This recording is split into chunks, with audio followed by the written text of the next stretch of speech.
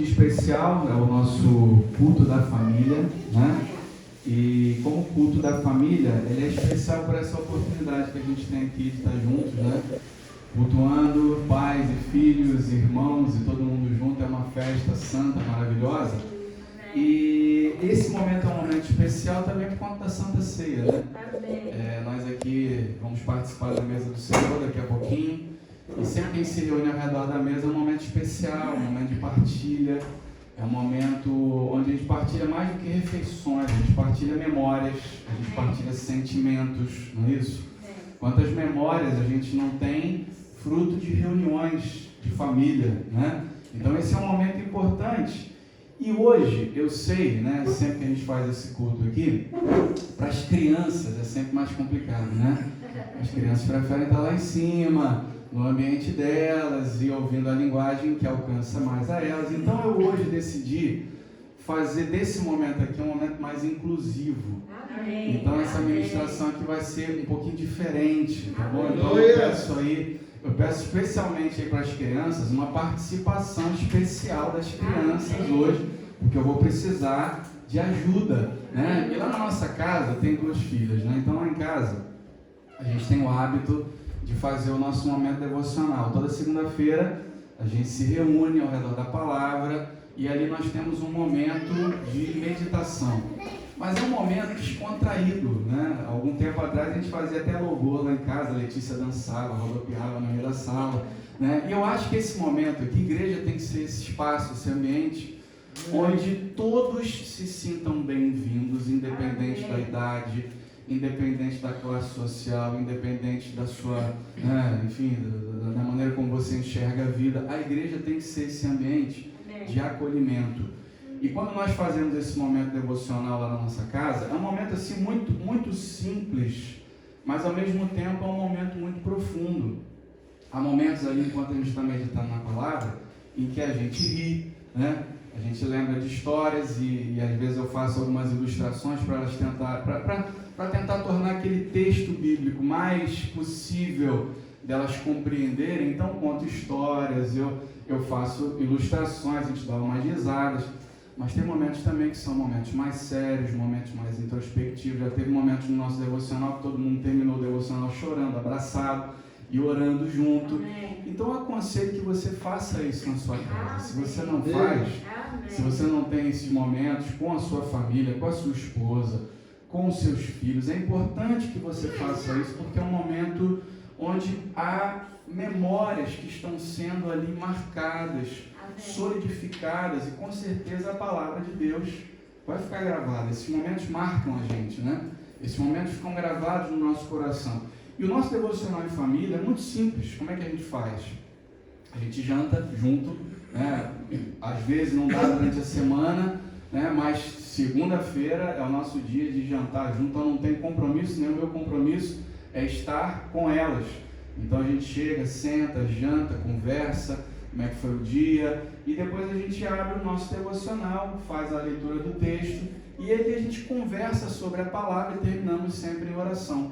Cada um ali faz um momento de oração, e agora eu estou ensinando a Letícia a oração do Pai Nosso, já está quase, né? Já está ali, já sabe quase tudo, né? Mas tem que ser mesmo assim aos pouquinhos, mas é um momento de discipulado em família. E faça isso, irmão, faça isso em casa, porque eu tenho certeza que você não vai se arrepender, né?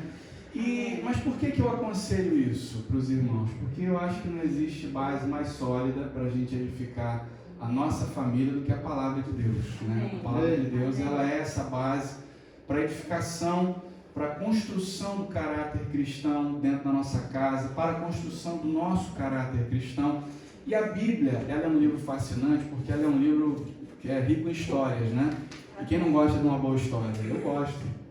Eu adoro ouvir histórias. E por falar em histórias, eu agora vou precisar da ajuda das crianças, tá bem? As crianças agora, eu peço aqui que você preste atenção aqui, eu vou fazer uma apresentação aqui para vocês agora, e eu vou pedir a ajuda, tá bem? Pronto. Por falar em história, a Bíblia é um livro que está cheio de histórias, né? E por falar em histórias, eu quero saber quem conhece essa história aqui, ó. Pode ir lá, vai lá, Tom. Quem sabe que história é essa aqui? Quem conhece? Que história é essa? É a história da Páscoa? Não, não é. A gente está na igreja, né? Logo a gente pensa em Jesus. Tudo tem a ver com Jesus. Essa não tem muito a ver com Jesus. Que história é essa aqui? Dos 3 porquinhos. E quem é que sabe contar a história dos 3 porquinhos para mim? Quem sabe contar a história? Quem conhece a história dos 3 porquinhos? Fala, Letícia. Me ajuda, me ajuda. Como é que é mais ou menos assim a história? Mais ou menos.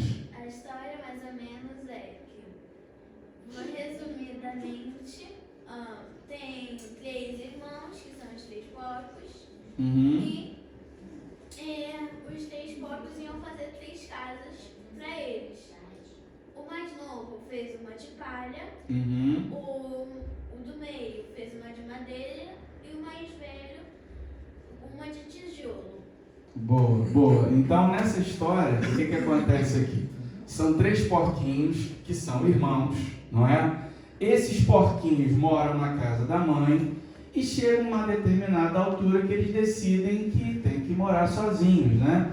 Então, eles vão para a floresta, mas a mãe dá um conselho, né? A mãe fala assim, olha, vocês vão para a floresta, mas cuidado, porque a floresta é um lugar perigoso, porque ela tem o quê? O lobo mau, né? Lobo mau. Então ela fala, tomem cuidado com o lobo mau. E aí eles vão para a floresta, pode passar. Então decidem fazer a casa, né? Isso como a Letícia falou, o mais novo, que era mais preguiçoso, o que ele faz? Ele quer brincar, então ele quer construir uma casa rápido. Então ele pega lá um cadinho de palha que ele encontra e constrói uma cabana de palha, não é isso? Rapidinho ele termina de construir a casa dele e vai brincar. O irmão do meio ficou com inveja e fala assim, eu quero brincar também. Aí o que ele faz? Ele junta um bocadinho de madeira, né? E constrói também uma casinha lá de qualquer maneira, e vai brincar com o irmão mais novo. Só que o irmão mais velho, ele era mais cauteloso, ele era mais prudente, mais cuidadoso. E ele ouviu o conselho da mãe, falou, olha, tem um lobo mau, então tem que construir uma casa mais forte. E a casa que ele constrói é de quê? De tijolo. Olha, ele é, né? Só que dá trabalho para construir casa de tijolo? Dá um trabalho, né?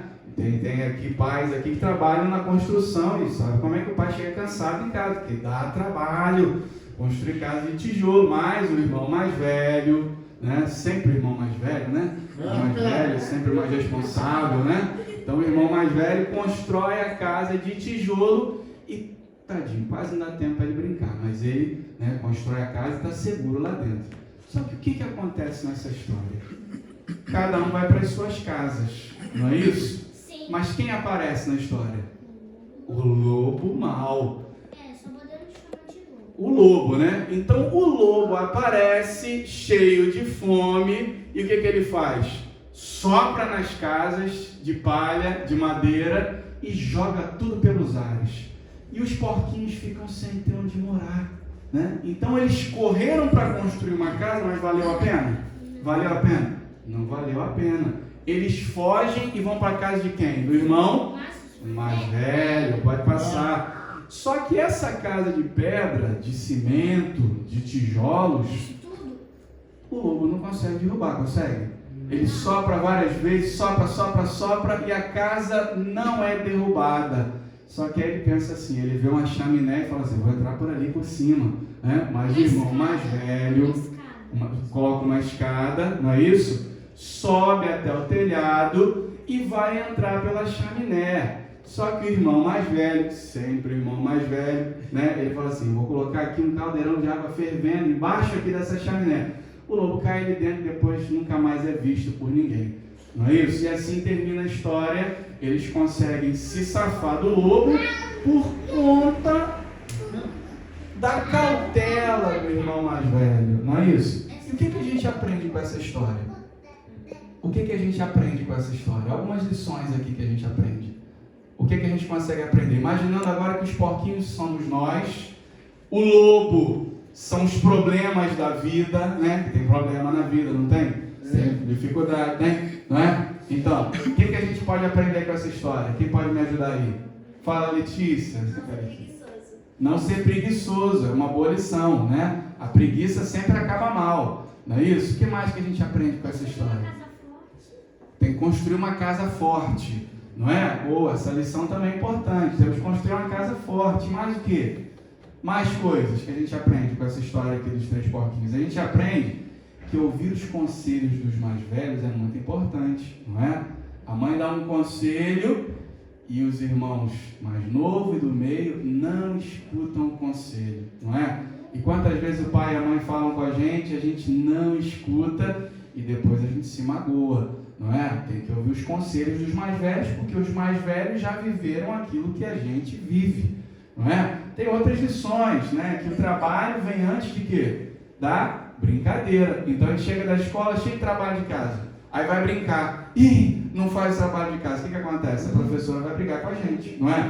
Então o trabalho sempre vem antes da diversão. Para a gente poder se divertir, brincar, aproveitar as coisas da vida, a gente precisa trabalhar primeiro, não é? E essa história e muitas outras ensinam lições para a gente, lições de vida.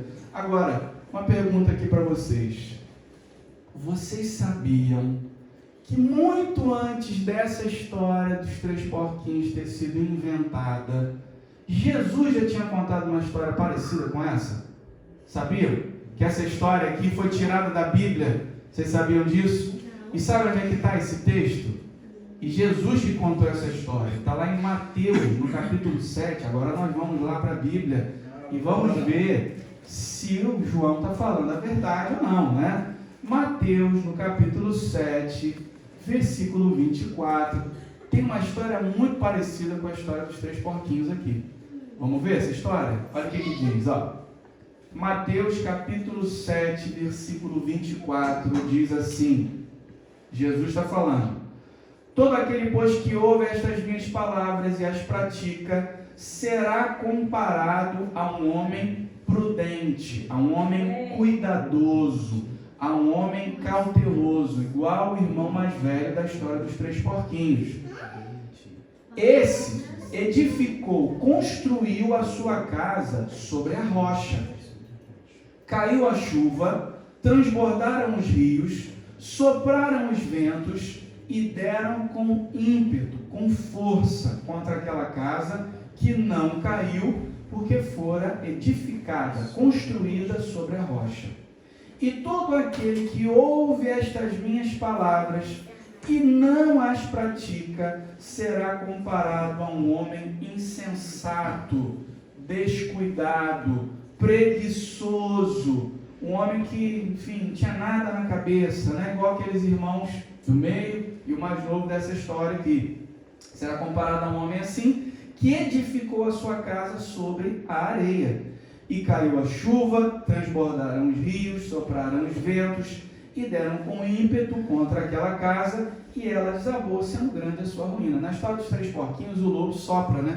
Então aqui também fala de um vento forte que bate na casa e a casa desmorona, a casa desaba. E nessa história que Jesus conta aqui, é importante a gente entender uma coisa. Jesus, ele conta essa história logo no início do seu ministério. Jesus tinha começado a pregar, curar pessoas, e Jesus começa a chamar a atenção, as pessoas começam a olhar e falam: nossa, que homem é esse? Quantos milagres ele faz, nós queremos saber quem ele é. E começam a seguir Jesus por onde quer que ele fosse. E vendo Jesus que as multidões estavam seguindo ele, Jesus então decide dar um discurso, uma pregação, como eu estou fazendo aqui agora, né? Ele começa a dar um discurso chamado o Sermão do Monte. E nesse, por que chama Sermão do Monte? Porque ele estava no monte mesmo, né? Estava lá, ele subiu no monte e falava com essas pessoas a partir do monte. Não tinha microfone naquela época, então o monte ajudava a fazer com que o som alcançasse mais pessoas. Então Jesus, falando para aquelas pessoas, ali naquele primeiro discurso dele para a multidão, Jesus então faz um resumo dos seus ensinos. Jesus então vai explicar: vocês querem ser meus discípulos? Vocês querem me seguir de verdade? Então, aí começa lá no capítulo 5 de Mateus a falar aquilo, quais são as características, quais são as marcas de um verdadeiro cristão. E depois de falar tudo isso, depois do sermão, desse discurso, e falar quais são as características do verdadeiro cristão, Jesus ele termina com essa história que nós ouvimos aqui. Ele conclui contando essa história. E nessa história, o que a gente viu aqui? 2 homens decidiram construir as suas casas, não é? Assim como os 3 porquinhos, 2 homens decidem construir as suas casas. Um deles estava com pressa e ele constrói a casa sobre a areia. Agora é importante a gente entender uma coisa aqui. Às vezes a gente, quando lê esse trecho aqui, a gente vê um homem construindo em cima de uma montanha e outro construindo na beira da praia, mas não é isso. A visão que Jesus está mostrando aqui, a história que ele está contando, são de 2 vizinhos. Para você entender bem essa história, é importante entender a realidade desse país onde Jesus estava. Lá em Israel tem muita areia, é um solo muito arenoso.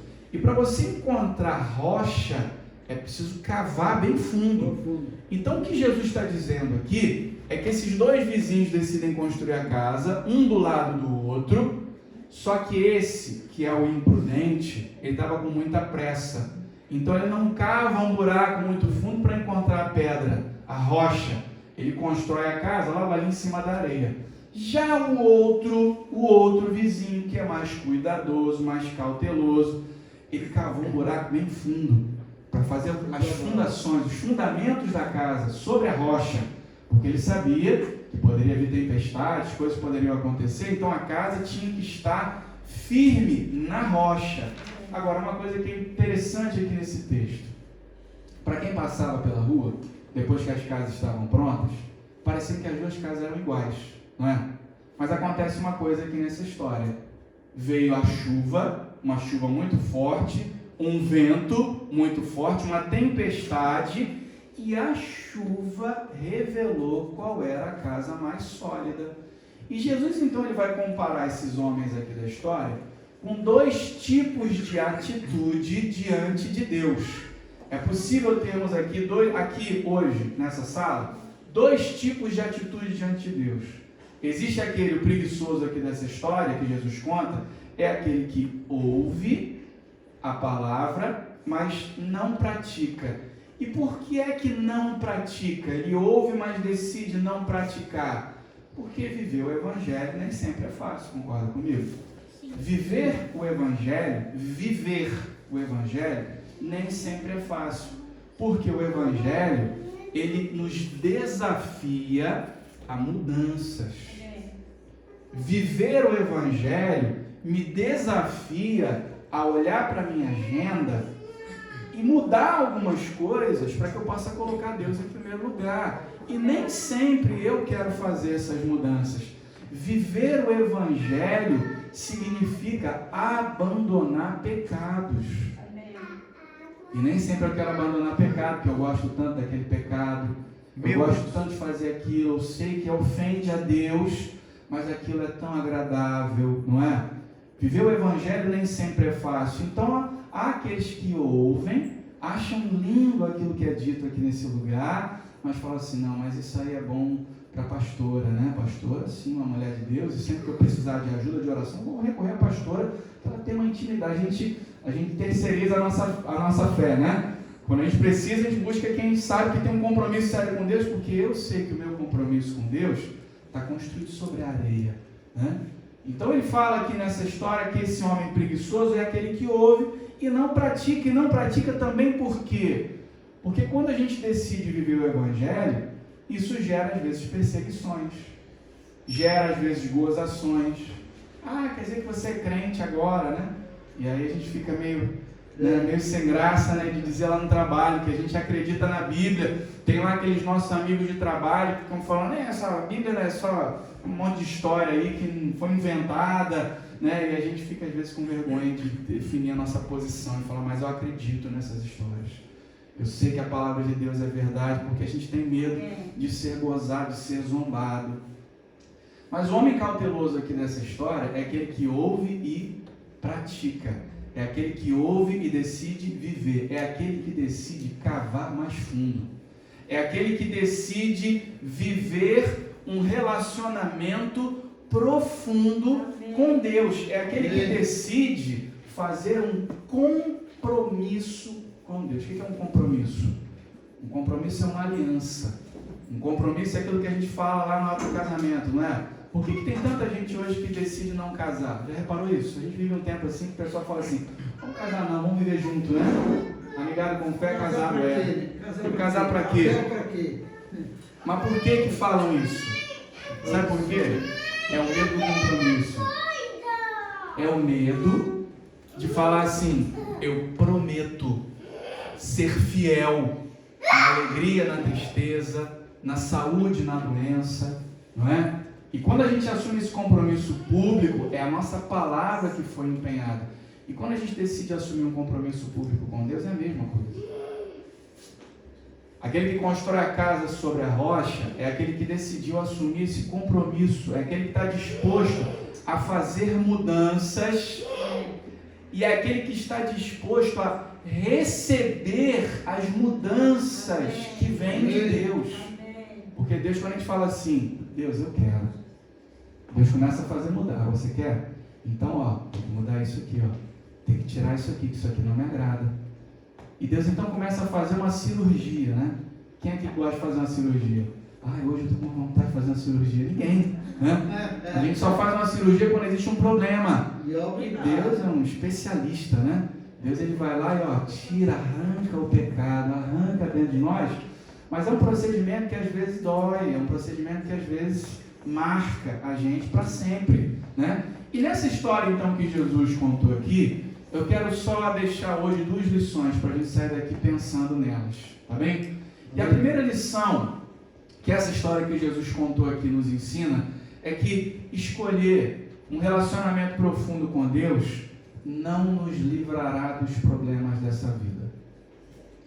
Escolher um relacionamento profundo com Deus não nos livrará dos problemas dessa vida, mas a boa notícia é que escolher um relacionamento com Deus nos dará forças para enfrentá-los. Olha só que coisa maravilhosa. O que acontece aqui nessa história? Repara aqui comigo. O que acontece aqui nessa história? Qual é a situação que se impõe aqui? A tempestade vem só na casa construída sobre a areia? Não, os 2 eram vizinhos. Igual, não é? Vamos lá no texto. O que diz aqui? 24. Aquele que ouve, pratica, o homem prudente. 25. Caiu a chuva, transbordaram os rios, sopraram os ventos e deram com ímpeto contra aquela casa, não é? Agora vamos lá para o versículo 27. Será que é diferente aqui? Versículo 27. Caiu a chuva, transbordaram os rios, sopraram os ventos e deram com ímpeto contra aquela casa. Igual. Foi a mesma tempestade que se abateu contra as 2 casas. A diferença é que uma desmoronou, uma ruiu e a outra não. O que eu aprendo com isso aqui? Que a fé, ela não vai livrar você das lutas e dos problemas. Não vai. Você pode falar isso para a pessoa que está do seu lado aí, fala assim para ele, tá aí alguém do seu lado, vira para ele e fala assim, a fé não vai livrar você dos problemas. Fala para ele. Não vai livrar você dos problemas dessa vida. Não vai. Mas vai te ajudar a superar, a enfrentar. Eu costumo dizer o seguinte, e falo isso hoje de experiência própria, porque senti na minha pele, é impossível atravessar a depressão e as crises de ansiedade sem Deus. Quem não tem Deus no seu coração, quem não está edificando a sua casa sobre a rocha, jamais consegue superar. Você fica dentro daquela cova, dentro daquele buraco, e você não sai nunca mais dali. É a fé que nos ajuda a superar, a transpor. O compromisso de Deus comigo e contigo não é te livrar das tempestades, é te livrar nas tempestades. Isso faz toda a diferença. Quantas tempestades os discípulos não enfrentaram, mesmo estando com Jesus dentro do barco? Você já leu os evangelhos? E quantas referências a gente tem ali? Óbvio que há referências que são similares, são os evangelhos que têm a mesma ótica, né? Então, quando você lê ali Marcos, Mateus e Lucas, tem uma passagem em que os discípulos estavam atravessando o mar da Galileia Jesus estava com eles dentro do barco e de repente veio uma tempestade, uma coisa assim terrível que eles acharam que iam naufragar. E no meio daquela tempestade, Jesus dormindo no barco, olha só. Os discípulos ficaram desesperados e foram acordar Jesus. Jesus, vamos morrer, você aqui dormindo. Essa é a tranquilidade de quem tem uma vida firmada em Deus, né? Jesus, embora fosse Deus, 100% Deus, 100% homem, naquele momento a dependência dele era do Pai. Ele ali naquele momento era homem como os discípulos. Podia morrer como eles ali, né? naquele mar revolto. Mas Jesus dormia tranquilo porque ele confiava no Pai. Ele sabia que Deus tinha um plano para a vida dele. E aquela tempestade não era uma tempestade que o iria derrotar. Ele sabia a razão para a qual ele tinha vindo na terra. Ele sabia, então estava dormindo tranquilo. E quando a gente tem essa consciência de que temos um Deus que nos ama, que temos um Deus que nos guarda, você vai passar pelas tempestades da vida, você vai atravessar todas elas. E não vai haver temor, receio, medo no seu coração, porque a promessa de Deus para mim e para você não foi de uma viagem tranquila, mas de uma chegada segura. A gente vai chegar. Tem um porto ali onde Deus já falou, vocês vão chegar aqui, mas vão atravessar algumas dificuldades, vão atravessar alguns problemas. Os discípulos foram acordar Jesus, o que Jesus faz a seguir? Ele acalma a tempestade. Fala assim, você tem muito pouca fé, né? E acalma aquela tempestade. Há um outro momento aqui numa tempestade, Jesus não estava com eles, né? Jesus manda eles na frente, olha, vão na frente, isso aí está lá em Mateus 14. Vão na frente que eu acompanho, eu encontro vocês lá, depois do outro lado. E os discípulos vão pelo mar, aí levanta-se uma grande tempestade, eles ali desesperados, de repente vem Jesus andando sobre as águas. Imagina. Você consegue imaginar essa cena? Que cena maravilhosa, que coisa incrível, fantástica. Jesus vem, aí aquela passagem em que Pedro vai andar sobre as águas. E muitas vezes a gente critica Pedro, né? Porque afundou. Irmãos, Pedro andou sobre as águas. Ele deu 2 passos pelo menos. Ele saiu do barco, né? Ele saiu. Enquanto que os outros ficaram ali dentro do barco, na zona de conforto, Pedro saiu. A gente tem que ser mais como Pedro, né? Muitas vezes a gente não assume compromissos porque a gente tem medo de afundar. A gente não assume compromissos porque a gente tem medo. Não, Deus não vai me segurar. Pedro ele se lançou, falou, não, vou andar.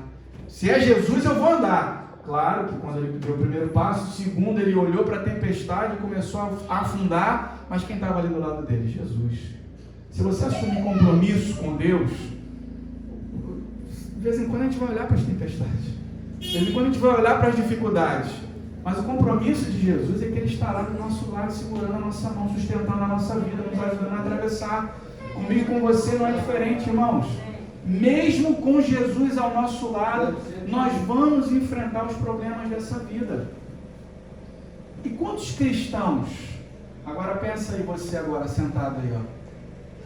Tem alguém aí com dificuldade de passar, né?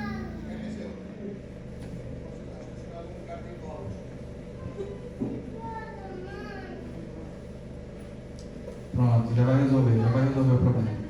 Agora voltando aqui para cá, voltando a atenção aqui. Quantas pessoas você conhece? Quantos cristãos verdadeiros você conhece que não estão atravessando turbulências agora, nesse exato momento? Quantas pessoas? Quantas famílias cristãs? Quantas? Que não estão, que perderam pessoas por causa da Covid-19? A doença se abate sobre crentes e increntes, e descrentes, irmãos. Até me desconcentrei aqui, né? Vamos voltar aqui, ó. Vamos voltando. Quantas famílias cristãs você não conhece em que a crise financeira, as dificuldades, o desemprego já bateram a porta? Crentes e descrentes. As dificuldades, elas vêm sobre todos. E a palavra de Deus, ela diz isso. Lá em Eclesiastes, no capítulo 9, olha o que diz aqui, ó. Eclesiastes, capítulo 9, versículo 2. A mesma coisa acontece com os honestos e os desonestos, os bons e os maus, os religiosos e os não religiosos, os que adoram a Deus e os que não adoram. A mesma coisa acontece com quem é bom e com quem é pecador.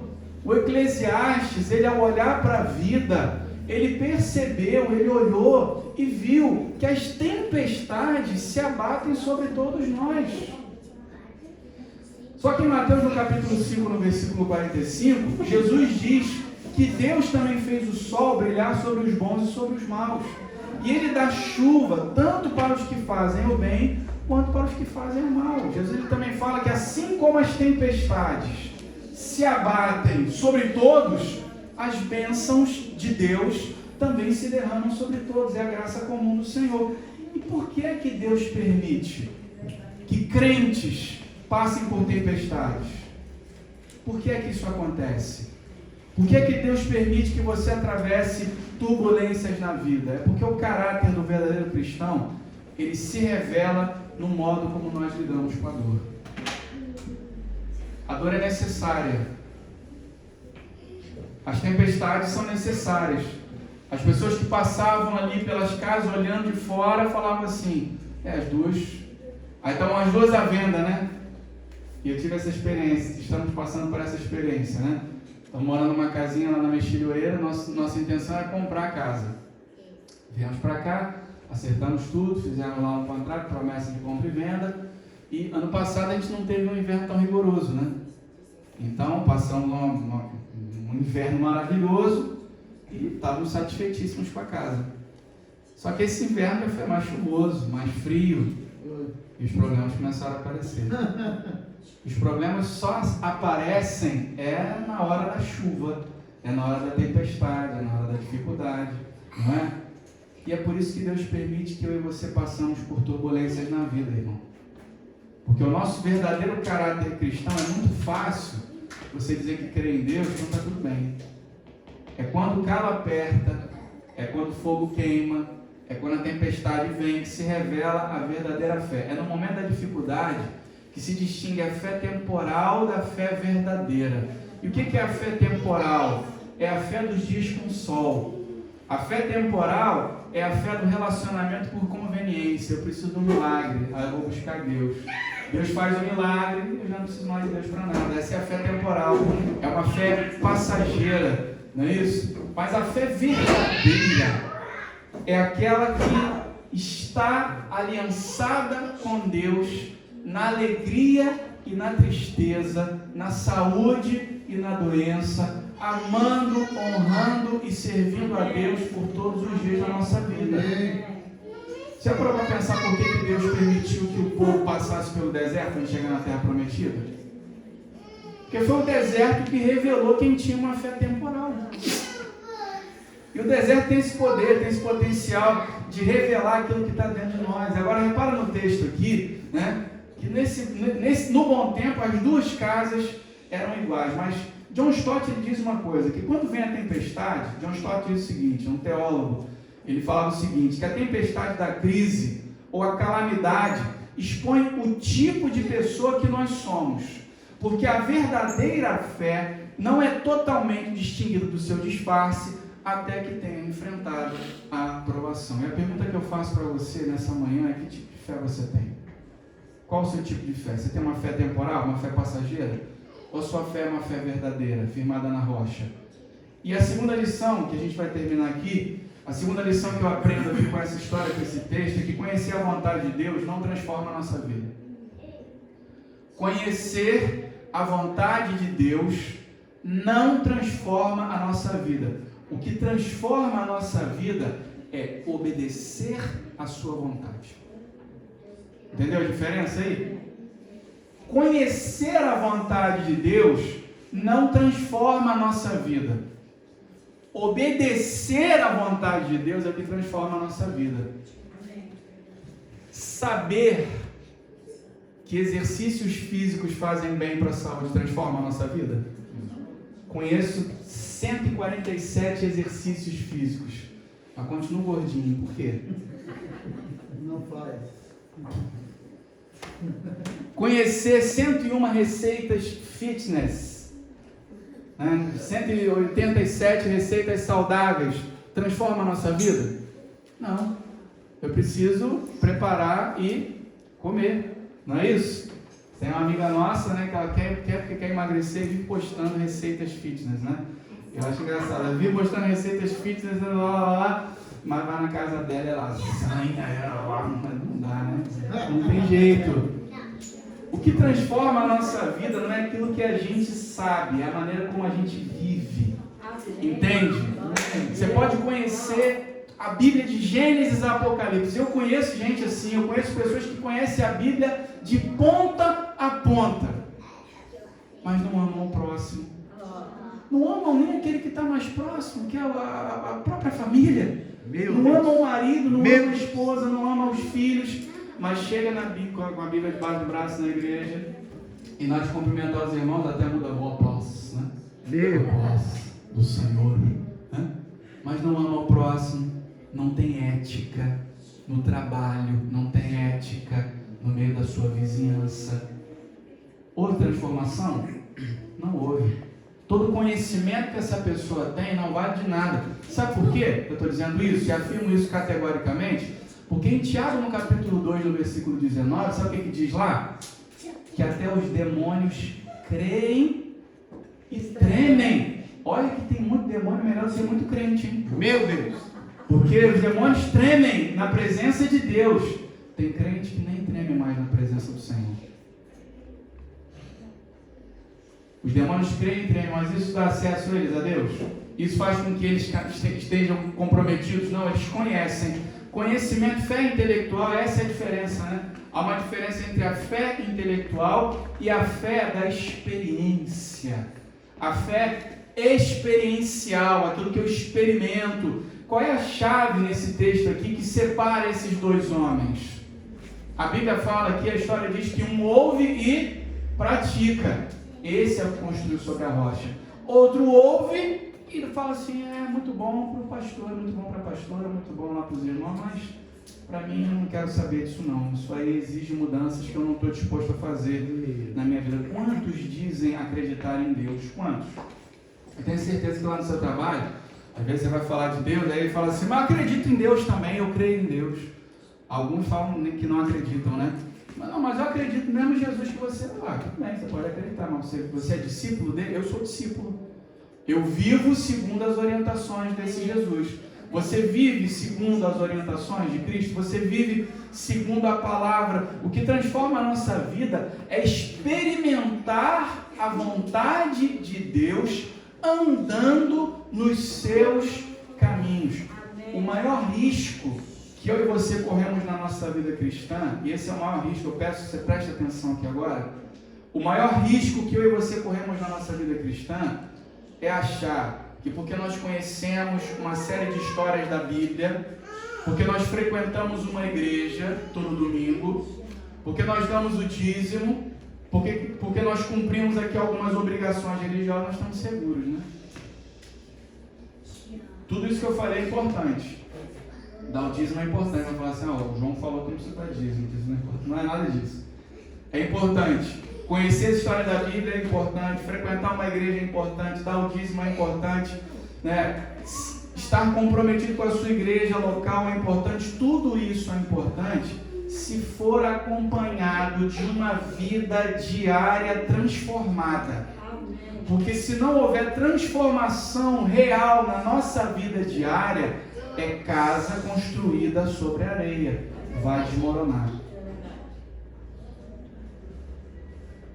Esse tipo de fé superficial é pior que não ter fé nenhuma. Sabe por quê? Quem tem esse tipo de fé superficial acha que tem algum tipo de fé. Isso é perigosíssimo. Torna a gente presunçoso, torna a gente convencido, torna a gente soberbo. A gente acha que porque conhecemos. E quantas pessoas, né, vomitam um conhecimento bíblico que não está acompanhado de uma vida piedosa. Meu Deus! Esse tipo de fé superficial é pior do que não ter fé nenhuma. E qual é o tipo de fé então que Deus espera de mim? Qual é o tipo de fé que Deus espera de nós? E eu termino aqui. Vou pegar só essa cadeira aqui. Posso? Quero fazer aqui uma ilustração para você entender que tipo de fé que Deus espera de mim e de você. Vou fazer uma pergunta aqui agora. Quem aqui acredita que essa cadeira aqui existe? Quem acredita que essa cadeira existe? Acredita? Por que você acredita? Você está vendo? Não é isso? Agora, se você fosse cego, eu dissesse para você que tem uma cadeira aqui na frente. Você tinha que vir aqui para confirmar, né? Sobre algum tipo de informação, não é isso? Mas estão todos de acordo que essa cadeira aqui existe. Vocês acreditam que essa cadeira pode suportar o peso do meu corpo se eu sentar nela? Como é que a gente pode ter certeza? Eu estou em pé, a cadeira está aqui agora. Como é que eu posso ter certeza? Então vamos verificar se a cadeira ela sustenta mesmo o peso do meu corpo? E essa cadeira cai, né? Mas é boa, a cadeira é boa, né? Suportou o peso do meu corpo. Qual tipo de fé que Deus espera de mim e espera de você? Agora vamos imaginar que isso aqui não seja uma cadeira. É Jesus que está aqui agora. E Jesus está aqui agora, você acredita nisso? Amém. Vamos imaginar então que essa cadeira aqui é Jesus. Assim como vocês acreditam que essa cadeira existe, tem pessoas que acreditam que Jesus viveu, que Jesus existiu, que as histórias da Bíblia, sim, estão lá. Conhecimento intelectual, é uma fé intelectual. Acreditam, ele lá e eu aqui, né? Porque decisões como eu. Jesus é muito bom, as histórias são muito bonitas, mas para onde eu vou trabalhar, com quem eu vou me casar, como é que eu vou viver minha vida, isso decido eu. Tem pessoas que vão além, né? Acreditam que Jesus existe e que ele resolve problemas. Então, estou com um problema financeiro. Jesus, resolve esse problema para mim. Eu estou com um problema na minha família. Jesus, resolve esse problema para mim.